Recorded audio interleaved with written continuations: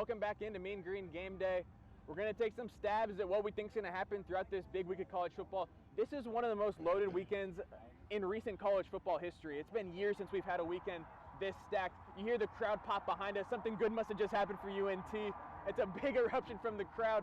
Before we get to the UNT game, Alabama, Georgia. I'm going with the Bulldogs on this one. Georgia minus 2.5 is one of my best bets. They have a 29-game home win streak. I don't think that gets snapped, and if it does, I'm cool being wrong that way. So I'm going to take Georgia minus 2.5, Georgia to win tonight against Alabama. Josh, what do you got? I'm also going Georgia. Look, the SEC runs through Georgia all the way. This Alabama team has rebounded well with the loss to Florida State, but I do think that having the Dogs at home in Athens is a tough ask. Alabama and Kalen DeBoer have not done well on the road. Even going back to Nick Saban's final year, they haven't really been a good road team. I'm going with the Dogs. They run the SEC right now. I'm going Georgia. Well, let me just start off by adding on to what Josh said about the way that Alabama's rebounded, and you see the way they played against Wisconsin. Ty Simpson, 24-29, he goes for 382 and 4 touchdowns.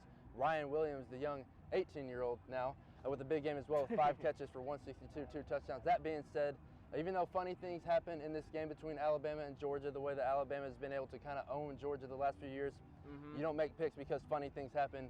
You make picks because of the numbers and what you see on the field. So I'm going with the Dogs to take down Alabama at home. Yeah, Matthew. I'm really scared, spoiler alert, I'm going the Dogs, but if there's one game that we're all going to get wrong, it's probably going to be this game, just the way it's gone the past few years. I mean, Florida State losing last night, shout out Houston for the bet on that one, but that doesn't improve my confidence on Alabama at all. And Georgia pulling that out versus Tennessee, I think I shows the caliber of what that team is under Kirby Smart. I'm going Georgia, and I wouldn't be surprised if it's by 2 possessions. Yeah. Let's move on. Oregon travels to Penn State. It's the whiteout. It's a night game.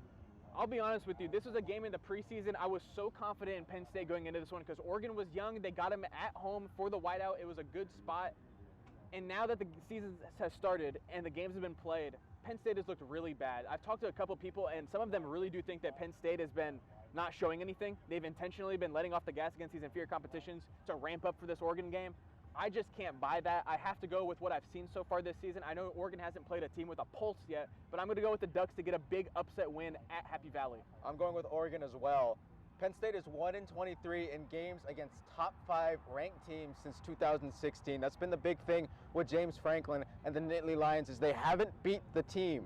They played some teams that are okay, top 10 fringe teams. They kind of had it in the playoff last year, but they haven't beat a team like Oregon. I think Dante Moore is playing phenomenal.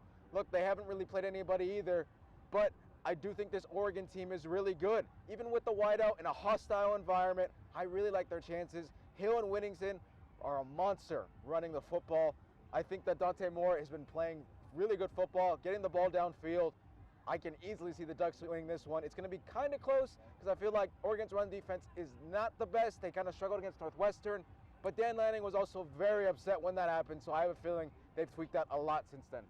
So I'm going to start off by adding on to what you said about is Penn State maybe letting off the gas. I think that's even more of a reason to pick Oregon. Your mind's not in the right place all season. That is not the mindset of a winner, letting off the gas just so you can save up for the big game. I need to see James Franklin win the big one before I can pick Penn State, and I'm going with the Ducks for that reason. That more-to-more connection, Dante Moore, the transfer from UCLA, and DeCorey Moore from right down the road in Duncanville has been phenomenal all season long.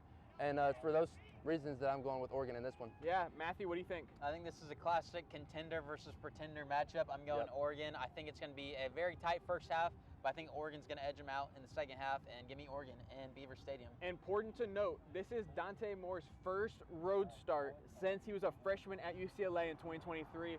I don't know how much of a factor that's going to be, but it is worth mentioning. Next game, LSU versus Ole Miss. I got the Tigers in this one. I think Trinidad Campbell has played so good for Ole Miss and as a reserve quarterback for Austin Simmons. We'll see how well he can actually play, but this LSU defense has been nasty so far this year. Matthew, you've been all over that. I got the Tigers in this one. Josh, who do you got? I got the Tigers as well. Look, Brian Kelly's a little frustrated after the win against Florida. Blew up on a reporter, which, why would you ask something about the run game when they just won a football game? I digress. Look, this Ole Miss team is good, but they're not going to have Austin Simmons. Trinidad has been really good in his relief, but this LSU team kind of has something to prove. They're in a little bit of a mole right now. I think this is a good get-back game for them. It'll be really close. I'm going LSU. Houston. So kind of to differ from the two of you, I'm actually going to go with Ole Miss in this one. My reasoning for that, ignore that. My reasoning for that, you have Cade Durham, you know, he kind of was the catalyst coming into this season. You thought he was going to be running the ball really well and get that LSU run game going on, but he really hasn't. He's only averaging 4.1 yards on the ground. Nussmeier has been mediocre at best, and in Austin Simmons' relief, I think that new quarterback that Ole Miss has is playing great. They blew Tulane out of the water, and I think we can all agree that Tulane, although not power, is a pretty solid football team. So I'm going with Ole Miss for that reason. Matthew, what you got? Well, y'all saw my reaction coming in this week. I looked at the rundown. Houston hadn't made his pick yet. I saw Wyatt and Josh were going to LSU. I'm like, man, I've been hyping up LSU all year. I think they got one of the best defenses in the entire league. But I think this is going to be an ugly, sloppy game. Like I said earlier, I think it's going to be low scoring. I think it's going to come down to coaches. And I like Lane Kiffin, especially after hearing he slid into Cindy Thomas's DMs and seeing all the TikTok edits with him. And Whit Weeks is dating his daughter. So I think this will be a get-back game for Lane Kiffin. I like him a lot more than Brian Kelly. I really don't like that Houston just went Ole Miss, but I'm going Ole Miss. I'm going to jump ahead here. Let's go Ohio State, Washington. I got the Huskies in this one to upset the #1 team in the country. Washington is one of the most underrated teams in the country. The public's going to find out about him this week. I think Damon Williams is the best quarterback in all of college football, and I think that he will also explode onto the national scene. Jonah Williams is one of the best running backs as well. I mean, this team is loaded. Excuse me, Jonah Coleman. This team has been loaded from the start. The public just hasn't been on him because they had a down year under Jed Fish last year with his first season. Now in year 2, I think Washington's a much better team. What do y'all got in this one? I don't know if it's fate or not, but the wind just tried to take away my notes. I'm going Ohio State here. Look, at the end of the day, this Washington team is really good. This will probably be the closest game out of all of the games we pick. And look, going into Husky Stadium is a tough ask for a freshman quarterback wow, I can't talk right now. Julian Sayin, right? That's tough for a freshman guy who's played all at home going forward. But Washington is without their starting corner. Jeremiah Smith might have a field day going forward. This Washington run game is very good. I'm going to go Ohio State. Kind of building on that, what really contrasts the styles, Washington 9th in both in rushing yards per game and rushing yards allowed per game. They're averaging 260 yards on the ground a game. They're only giving up 62.7. But Jeremiah Smith, man, yeah, he's averaging over 100 yards a game. I'm looking for the sophomore to have a big day, and don't forget about Carnell Tate as well. 12 catches, 219, 3 touchdowns, so I'm going to go with the Buckeyes. Yeah, Matthew? I like what Wyatt said. I think Washington's very underrated. I think they're a very good team, but I don't think they're that good. I like what Josh mentioned about the corner injury, and I think Ohio State just has too many weapons that they're going to assault Washington with. Give me Ohio State. Let's move on to the main event. North Texas hosting South Alabama. The game's going on right behind us. South Alabama opened the game with a big touchdown drive. However, I'm still taking North Texas in this one. Josh, Stone Cold Steve Austin came through UNT. They've had the celebration with the cans, banging them together. Who do you got in this one, Josh? I think it's only right that I go UNT. They just rebounded and scored. My guy, Miles Coleman, scored on that touchdown. Look, this is going to be a fun game. Chance to go 5-0 going forward.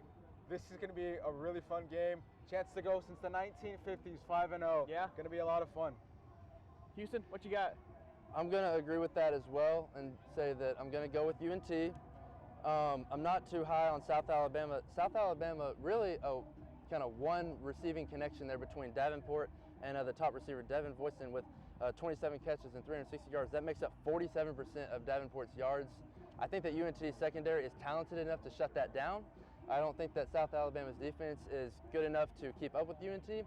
I do think it is a little bit of a trap game because, like you mentioned earlier, okay, now Coach Morris, where's your head at? Okay, right? Like, are you reading the news or are you getting your team ready to play? And that's a tough task for a coach sometimes who doesn't have a lot of head coaching experience with some younger guys that haven't all been around, but I'm still going with UNT in this one, just roster to roster standpoint. Matthew, what you got? I think this game screams trap game. I mean, South Alabama, UNT is a -12.5 favorite. I think South Alabama is actually a pretty good football team. I think this is going to be a close game, closer than a lot of people expected. And I like Houston mentioned, they have one receiver with 27 targets, one with 15, and then the next guy is a tight end with 7. Then it goes 5, 5, 3, 2. So as long as the defense can shut down those 2 targets and limit the run game, I believe the defense will have a good game. Messemaker, I'll believe a continuous streak of 0 turnovers, and I think UNT gets a win. Yeah. I got one last thing, though. Josh has got something to say. Josh has got something to say. I've got a lot of things to say. Look, This defense is playing lights out right now. They've been doing something on the sideline they've been doing since last year. It got on CBS. That's how big this is. Look, this defense has to have a big day for UNT to win. The crowd knows it behind me. They just agreed with me. At the end of the day, what did Stone Cold Austin always say? Give me a beer. He said, give me a bear. What? Give me a bear. What? For the FCC's knowledge, this is not beer, but, you know, why not? Give me a beer, fellas.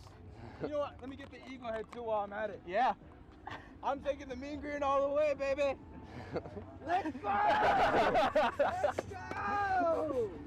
This is what it's all about, folks. This is college football. I'm Wyatt Schott. This has been Josh Ortega, Huston Hall, Matthew McDowell. Thank you for watching Green Game Day, and we will see y'all next week. Woo!